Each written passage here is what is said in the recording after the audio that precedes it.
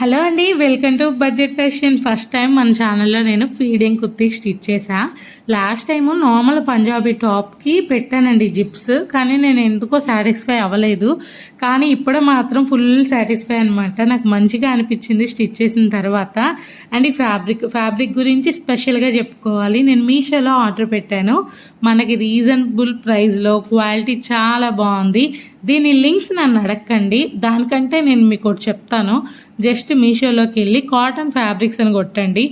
Type చేయలేకపోతే voice message ఇవ్వండి, మీకు బోల్డ్ అని వస్తాయి అనమాట. కింద రివ్యూస్ చూసి తీసేసుకోవడమే మనం. ఇంకా ఇదే ప్రింట్ అని కాదు, చాలా ప్రింట్స్ ఉన్నాయి, చాలా మోడల్స్ ఉన్నాయి.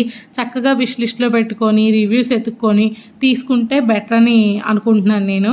అండ్ ఈ డ్రెస్సెస్ స్టిచ్ చేసిన తర్వాత నేను ఫుల్ హ్యాపీ అనమాట. 2 సైడ్స్ మనము జిప్స్ ఇచ్చాము చూడండి, మనకు పై దాకా కూడా ఓపెన్ అవుతుంది అనమాట. ఈ ఫ్రాక్ వచ్చేసి ఇట్లా స్టిచ్ చేయమని చెప్పారు కస్టమర్. Next yellow frock. నాకు పర్సనల్లీ ఈ ఎల్లో ఫ్యాబ్రిక్ ఇంకా బాగా నచ్చింది. సో మనకి 4 to 5 మీటర్స్, 4.5 అనుకుంటా అండి, లేదా 4 మీటర్స్ ఫ్యాబ్రిక్ అయితే వస్తుందన్నమాట. ఇది మనం 3 లేయర్ ఫ్రాక్ అయితే స్టిచ్ చేయడం జరిగింది. చక్కగా సరిపోతుంది ఎవరికైనా సరే.